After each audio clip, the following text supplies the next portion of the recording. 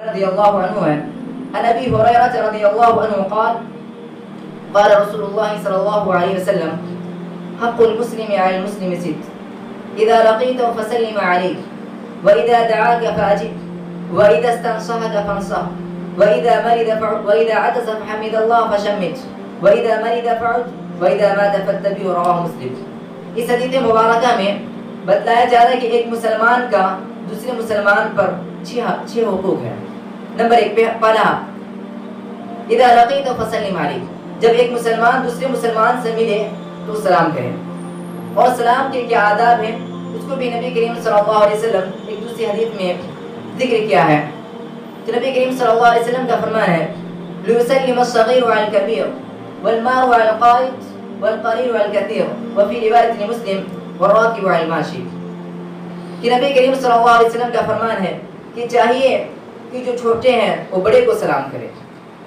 اور جو چلنے والے ہیں وہ بیٹھے ہوئے لوگوں کو سلام کرے، اور اسی طرح اگر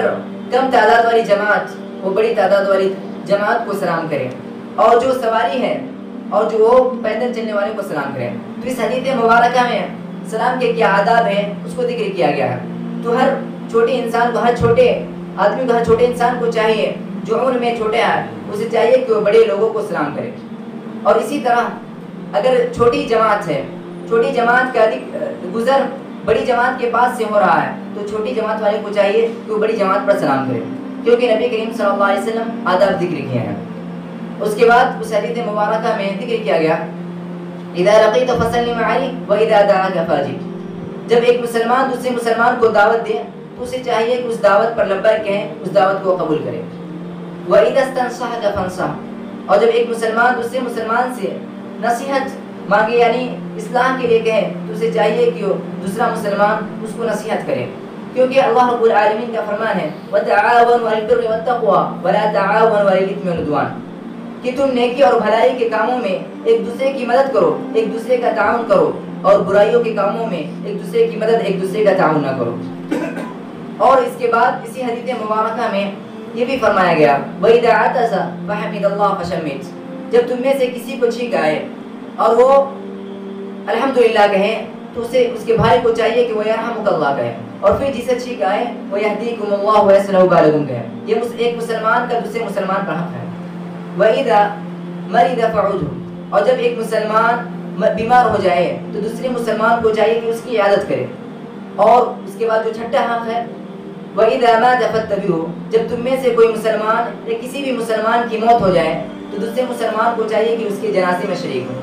اس حدیث مبارکہ میں جو حقوق ذکر کیے ہیں اس پر ہر انسان کو چاہیے کہ اس پر عمل پیرا ہو، لیکن یہ دیکھا جاتا ہے کہ آج بہت سارے لوگ ایسے ہیں کہ جن کے پڑوسی ان کے تکلیف سے محفوظ نہیں ہے، لیکن ایسا نہیں ہونا چاہیے، کیونکہ ایک مسلمان کی یہ شان نہیں ہے، کیونکہ جنت میں داخل ہونے کے لیے ضروری ہے، نبی کریم صلی اللہ علیہ وسلم کا فرمان ہے لا يدخل الجنہ من لا يأمن جاره بوائقه، کہ وہ شخص جنت میں داخل نہیں ہو سکتا جس کی ایذا سے ایک مسلمان محفوظ نہ ہو۔ اور اسی طرح اگر ایک مسلمان دوسرے مسلمان سے ملتے وقت سلام نہیں کرتا